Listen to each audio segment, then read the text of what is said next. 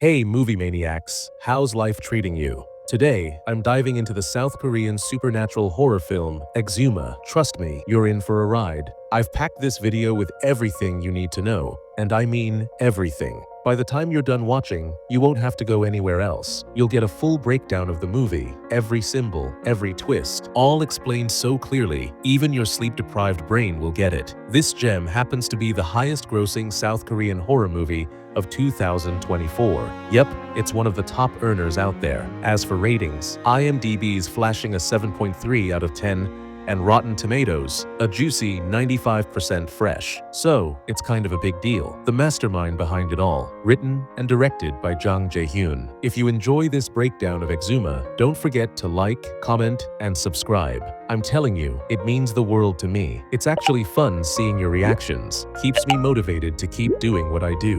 Alright then, enough with the build-up. Let's get right into it.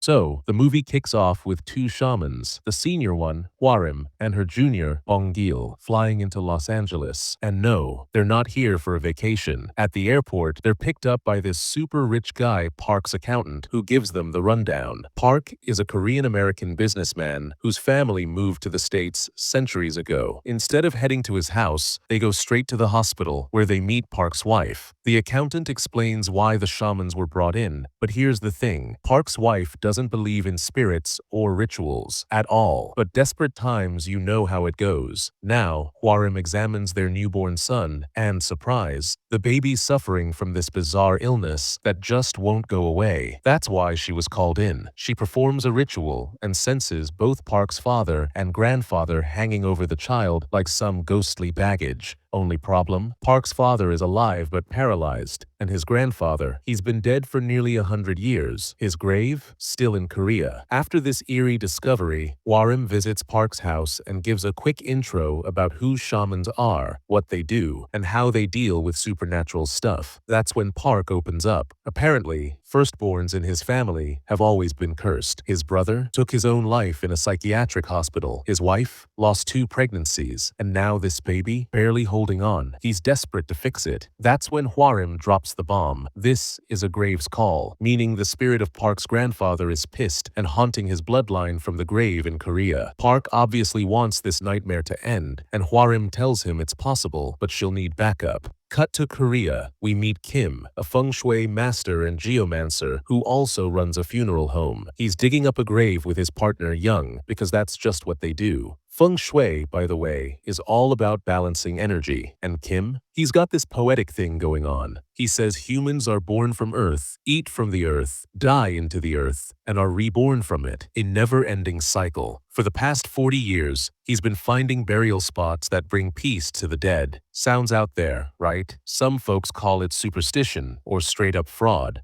But guess what? The top 1%, the elites, they treat feng shui like a sacred blend of science and religion, and they take it very seriously. Back to the story. Somewhere in Korea, an old lady had just been buried, and suddenly, her family started seeing her in their dreams, and not in a sweet, nostalgic way. She was haunting them. When Kim and Young investigate, they notice something's off. The old lady body is missing one of her artificial teeth. That's not just weird, it's a spiritual red flag. In their tradition, if something is taken from a body after death, or if the burial isn't done properly, the spirit doesn't rest. It gets angry. In this case, her grandson had kept her dentures as a memory. Sentimental, sure, but spiritually disastrous. Kim explains the issue. The teeth are returned, and once she's reburied, everything goes quiet again. This wasn't some ancient curse or demonic possession, just a case of grave disrespect. Meanwhile, Kim and Young are having dinner at home. Hwarim and Bong-gil suddenly show up. They've come all the way back from Los Angeles just for Kim, because he's the one they need. Hwarim then tells them about the Park family, a family that's not only incredibly wealthy, but also deeply strange. And now, they're facing a problem, one that needs to be solved, no matter what. And all of it connects back to land in Korea, which happens to be Kim's specialty. He agrees to help. Meanwhile, in Los Angeles, Park tells his mom that he's planning to dig up his grandfather's grave. She's horrified and says, "What will your aunt think?" She doesn't believe believe in this nonsense. We'll pray. Maybe praying will make things better. But Park is done waiting. His son is sick, and he'll do anything to save him, even if it means breaking taboos. The next day, Park flies to Korea alone. His family stays in Los Angeles. He checks into a hotel, meets Kim, and shares everything. Kim now needs the exact grave details because what they're about to do is exhumation, relocating a buried body. It's serious. Park takes Kim to the gravesite,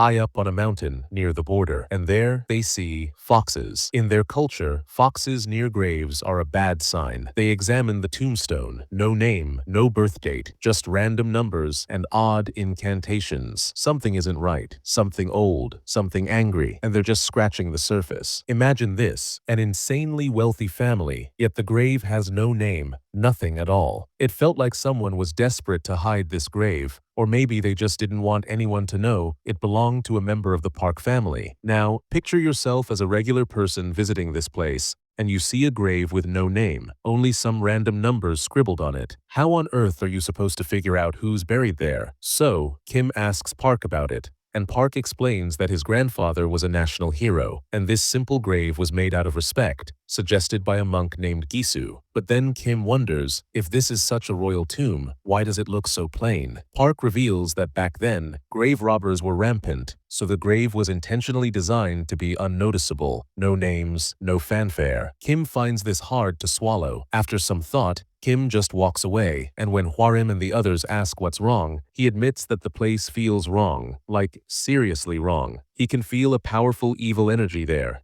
and he refuses to work on the grave because touching anything could be dangerous, even deadly. Later, everyone returns home, and Kim visits Park in the evening, where Kim shares about his daughter, whom he loves dearly and who's about to get married. Then Park gets emotional and reveals he also has a son who's very sick and might not survive, and he's desperate to save him. Hwarim suggests a protection ritual when they dig the grave, to keep evil at bay and ensure the grave is safely opened. Kim agrees to this. So, this isn't just about shamans anymore. Feng Shui experts and cremation rituals are all part of the plan. The next day, everyone goes back to the gravesite, and Park's aunt joins them. Since she's the daughter of the grandfather, her permission and presence are crucial. Hwarim brings ritual items with her, including the bodies of 5 pigs. Standing by the grave, she begins the ritual, shielding the 5 people who will dig, protecting them as they prepare to exhume the grave. 5 pigs for the protection of 5 diggers. Sounds intense, right? Well, this ritual was so wild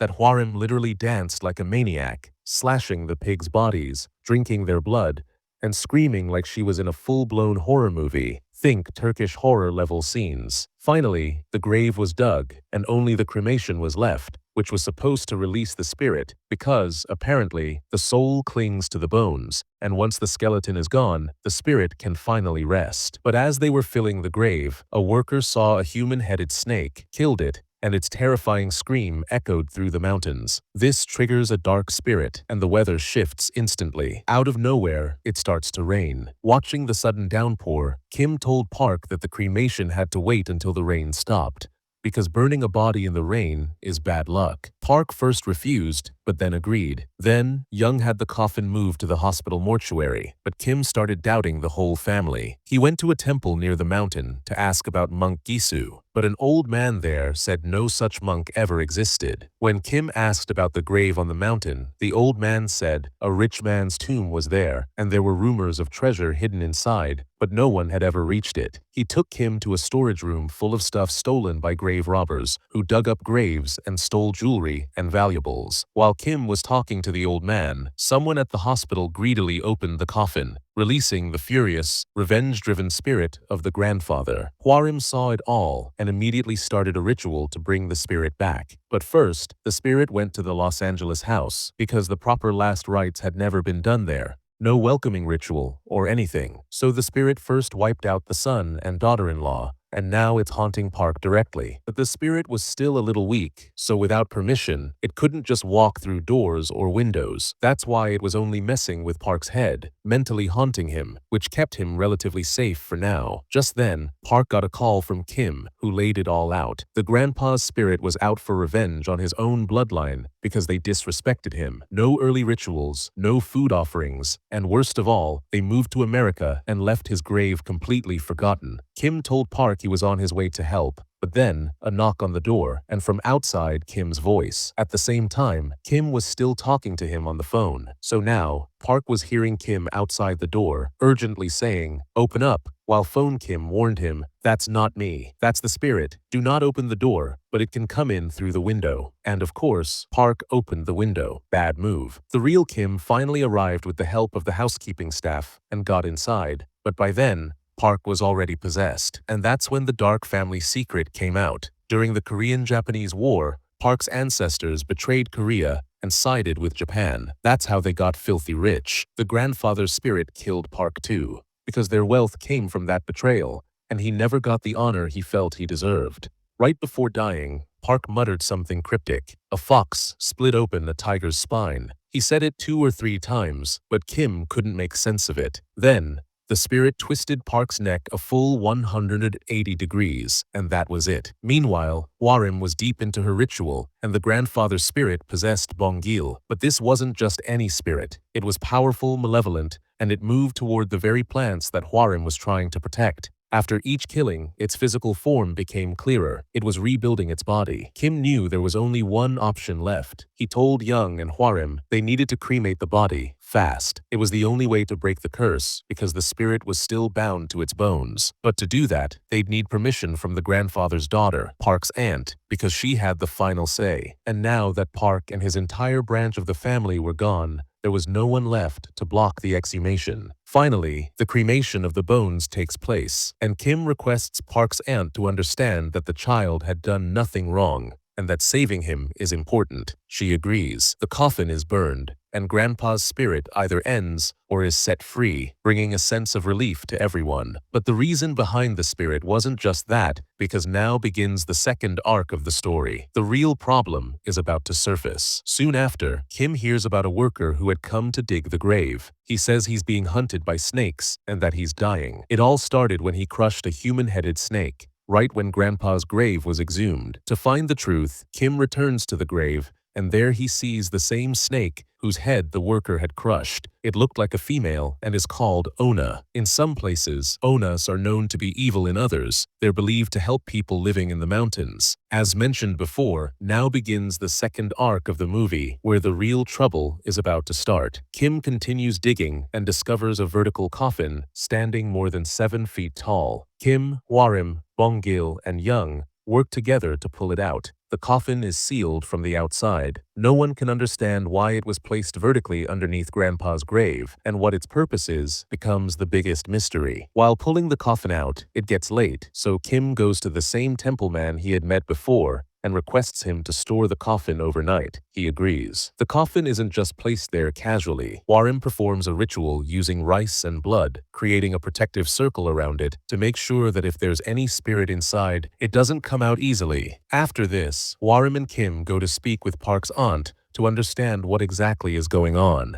Kim asks why exactly his father was buried in this cursed place, and Park's aunt says she has no idea. So Kim throws out a theory. Was it because he betrayed the country, took Japan's side? Was this burial a punishment? But then comes a twist. The aunt says that's impossible. The monk who buried Park's grandpa here, named Gisu, wasn't even Korean. He was Japanese, and even she can't figure out why a Japanese monk would bury his own man in such a wretched place. Then Kim drops another bomb. The numbers on the tombstones, they're not just dates, they're coordinates. But even Grandpa's daughter has no clue what that means. The only thing she or the rest of the family seemed to care about was money. Whatever rituals Grandpa performed, no one gave a damn. Now, this story's riddled with questions, but the answers nowhere in sight. Later that night, Everyone's asleep when we see an old man hearing strange sounds from the barn. He gets up to check. Meanwhile, Bong-gil wakes up, startled, only to find that same old man hovering over him, injured and muttering something strange. Bong-gil quickly uses a spell to push the entity away and snaps out of it. Later, Bong-gil goes outside to look for the old man, but he's not in his room. Then, he hears strange sounds coming from the barn. Curious and cautious, he heads that way, and when he looks inside, he sees it, a massive, 7-foot-tall figure tearing apart pigs and devouring the old man. Startled and scared, Bong-gil quickly calls for Hwarim, the only one who might understand what's happening. At that moment, she's deep in a spiritual ritual, seeking guidance from the spirit of her late grandmother, a revered shaman of her time. As Hwarim begins to follow Bong-gil, her grandmother's spirit suddenly stops her, sensing a real and dangerous presence that no one else can feel. Ignoring the warning, Hwarim joins Bong-gil and stares at the coffin, torn open right down the middle. This is where it emerged, the towering 7-foot figure, and beside the coffin lies a samurai general's helmet. Whoever, or whatever, this is, it's no ordinary ghost. It's tied to something ancient, something Japanese. Bong-gil rushes to wake Young and Kim, but before he can, the hallway darkens. That figure, he's back, standing right outside the room, his voice low and echoing. Is there a human in this room? Terrified, Hwarim drops to her knees. She lowers her gaze, pretending to be one of them, a spirit, and softly answers, I'm not human. I'm just a servant. And the general, with a cold, almost mocking tone, asks if she brought him his favorite meal, fish. But Hwarim had nothing to offer, so she quickly apologizes, hoping to avoid trouble. Before she can catch her breath, the general's eyes sharpen. He realizes she's human. Without hesitation, he lunges at her with brutal force. Just in time, Bong-gil leaps in to protect her and stabs the general, but the blade hardly leaves a mark. It's clear now, this isn't just a man, but a terrifying evil demon beyond anything they've faced. Without warning, he rips open Bong-gil's chest with his bare hands, tearing into his liver, a detail that holds deep significance, which will be revealed later in the story. The demon then throws Bong-gil aside like a rag doll, his strength overwhelming. As the demon advances on Hwarim, ready to end her, a rooster crows, signaling dawn. Suddenly, the demon morphs into a blazing fireball and disappears, forced to retreat by the coming daylight. In the eerie silence left behind, the group experiences haunting visions that unveil the demon's hidden past. His elemental power is fire, and he's bound to the grave they disturbed, only able to unleash his full power during the night, while daylight weakens him severely. Meanwhile, Bong-gil lies critically wounded and is rushed to the hospital, leaving Hwarim devastated. Bong-gil has always been her rock, the one she trusted completely. She used to say that as long as Bong-gil stood by her side, she felt no fear, because she would never let anything happen to him. Kim, feeling the weight of guilt for dragging them into this nightmare, sincerely apologizes to Hwarim. Despite their pain, they know the battle isn't over. Kim returns to the grave, fully aware that what began here must also be ended here, because that's the unbreakable rule of their story. But first, Kim goes to the old man's house, the same man who had told them about the grave robbers, and there they find evidence revealing that those grave robbers followed Taoism, an ancient philosophy based on opposites like yin and yang, metal and wood. Meanwhile, at the hospital, Hwarim wakes Bong-gil, realizing he's possessed and has become the servant of a terrifying 7-foot-tall figure, the general. Bong-gil had mentioned guarding something inside that grave, but no one knows what yet. Interestingly, Grandpa's grave sits right on top of that secret, showing everyone was hiding something important. Then, Kim digs deeper into the grave and discovers the massive sleeping 7-foot monster. As mentioned earlier, this demon is tied to that location. It can roam freely only at night, but must always return to the exact coordinates engraved on the tombstone. Clearly, something significant is buried there. Now, here's where the real story unfolds. Before dying, Park said that Fox stabbed Tiger in the west, specifically targeting the spine. Fox here symbolizes Gisu, who sabotaged Korea, represented as a tiger on the map, by planting metal rods all over to disrupt the country's natural energy and throw the balance off, which explains the division between South and North Korea. If you look closely, Grandpa's grave and the general's grave form a T-shape,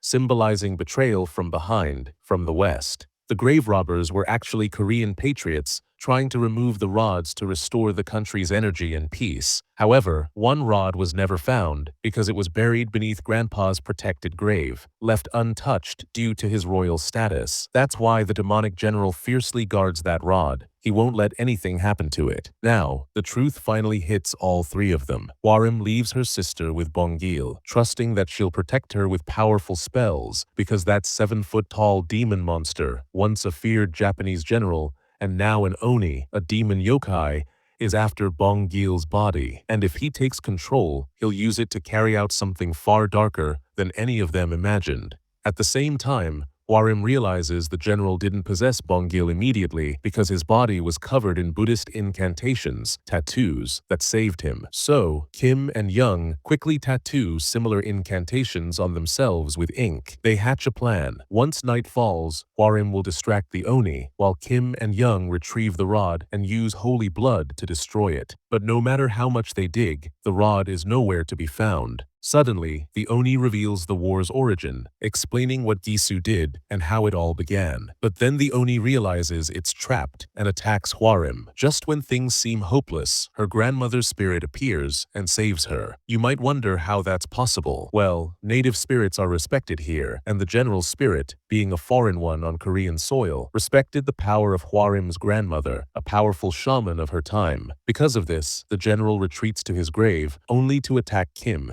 seriously injuring him. Hwarim rushes after and pours her blood on the general, causing him pain, but it's barely a scratch. Then the general starts choking Kim and Young. Meanwhile, Bongil is already possessed, so the general can use his body anytime. At this moment, Kim starts seeing visions, unveiling the truth about Gisu, the Oni general, and the rod. In these visions, Kim sees the white-faced Gisu, known today as Fox, who originally guarded the Fox grave. He wasn't just a man, he was a powerful shaman spirit. Gisu knew that all the rods separating Korea and blocking its energy could be destroyed. But if even one rod remained hidden, Korea would never truly prosper. So, he came up with a plan. Using the body of a general who had killed 10,000 people, he turned him into a ghostly spirit. Then, inside the general's body, a katana was forged in fire and secretly stitched into his neck. This katana wasn't just any sword. It trapped the restless spirits of 10,000 tortured souls,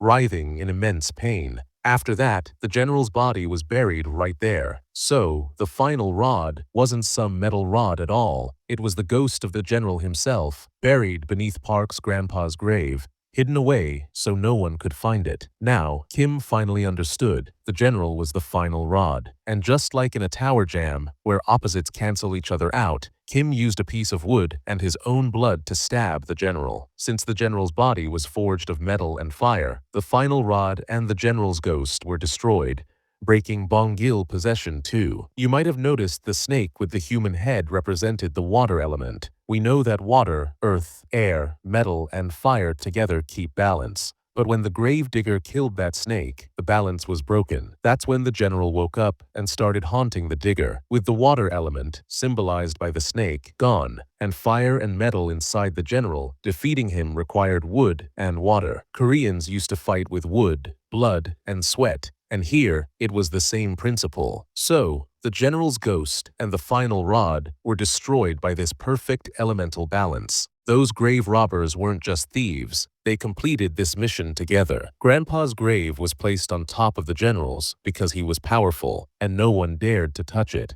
The coordinates were there so that no matter where the ghost general roamed, his final resting place remained fixed, blocking Korea's energy. In the movie's final scene, the four heroes return to their lives, and we see Kim's daughter's wedding. And with that, the movie ends on a happy note. So friends, that was the story of the movie Exhuma. Now, I'll give you a short and sweet summary with some theories, even though I already explained it in a lot of detail. Honestly, you won't find such a deep Korean or Japanese belief explanation anywhere else. Back during the war between Japan and Korea, Grandpa and his ancestors sided with the Japanese, and help destroy Korea from within. Because of this, the Japanese became very powerful and rich. But when the Japanese higher-ups realized the war wasn't going to last much longer, they performed rituals to place rods all over Korea to curse it for life. However, the Korean patriot destroyed all those rods. Then Gisu turned the general into a ghost and embedded the katana, the final rod, into his neck, burying him beneath Grandpa's grave. The katana was placed vertically, making a T-shape, symbolizing how Japan literally stepped on Korea's spine. Pretty clever detail, right? Since Grandpa was wealthy, no one dared touch his grave, so the general guarded the final rod. Now, why was Grandpa killing his own family? He knew they were trying to save themselves, like Park trying to protect his family. I believe Grandpa's spirit was actually scared of this demon general, which is why he ended up harming his own family. Though the family had neglected him, he didn't want the rod to be exposed, so he did what he did. About the snake with the human head, and how it transformed into Ona. At first, it was a normal snake trying to enter Grandpa's grave for water. But the wood protecting the grave was so strong that the snake ended up near the general's grave and transformed into Ona because of the negative energy. When the gravedigger killed the snake, it became a bad omen, disturbing the balance and awakening the general. Remember when Bong-gil was in the hospital? The doctor said Bong-gil's injury ran from his stomach to his spine, symbolizing Korea-Japan conflicts, how Grandpa's family betrayed their own country. The general even talked about the liver, so I think he was stabbed there to kill him. You might wonder why Bong-gil survived the possession from incantations, while Kim, Young, and Hwarim also wrote incantations, but weren't safe. The reason is simple. Their incantations got messed up because of sweat, but Bong-gil's tattoos couldn't be erased. Why was the general scared of some things? Why didn't he kill anyone inside the temple? And why did he transform into a fireball every morning and return to his grave? I think the general believed in Buddhism. He was human before becoming a ghost, and many Japanese and Koreans hold these beliefs. So, out of respect, he behaved this way. Plus, fire was his element, which explains the fireball form. How was the general's ghost and the rod disturbed? First, Grandpa's grave was dug up and knocked over, waking the general's ghost. Killing the snake disturbed the elements too. Water was broken, causing rain at that time. The general always returned to the same location because he was its guardian. The coordinates kept him tied there. His power was strongest at night. Here's another theory. The general was once human, but the katana had trapped the souls of 10,000 people it had killed inside it. The katana was the true demon, the rod full of negative emotions, and the general's spirit was enslaved to protect it. This was all Gisu's plan. And if the katana was inside the general, why wasn't the general killed while sleeping? Everything happened very fast. When the general stabbed Kim, that's when Kim got visions about the final rod's location. During the fight, all these truths came out. It wasn't known beforehand. Otherwise, they could have ended the general anytime. This secret was deeply hidden. I hope you enjoyed my explanation of Exhuma. If you're new here, subscribe for more videos like this. If you liked the video, please like, subscribe, and comment. I'll see you all in the next interesting video.